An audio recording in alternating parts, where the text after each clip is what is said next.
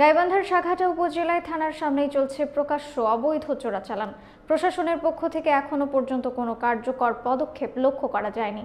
দিনের আলোয় জনসম্মুখেই কিছু স্থানীয় অসাধু ব্যক্তি অবৈধভাবে চোরা কারবার চালিয়ে আসছেন দীর্ঘদিন ধরে। বিস্তারিত থাকছে গাইবান্ধা থেকে আবু হুরায়রার প্রতিবেদনে।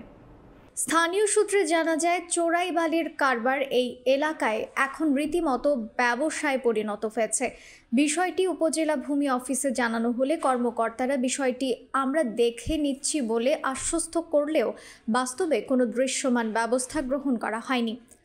গোপন সূত্রে আরও জানা যায়, এই চোরাচালানের সঙ্গে জড়িতদের কাছ থেকে নিয়মিত মোটা অঙ্কের টাকা ভাগ হিসেবে পেয়ে থাকেন কিছু কর্মকর্তা। র্যাঙ্ক অনুযায়ী কেউ পাচ্ছেন 20,000, কেউ 10,000, আবার কারো কাছে পৌঁছে যাচ্ছে 30,000 টাকা পর্যন্ত। এই সংক্রান্ত বিষয়ে সংবাদ মাধ্যমের কর্মীরা কথা বলতে চাইলে এসি ল্যান্ড এবং ইউএনও উভয়ই বিরক্তি প্রকাশ করেন। এমনকি কোনো সাংবাদিকের মুখোমুখি হতে চান না তারা।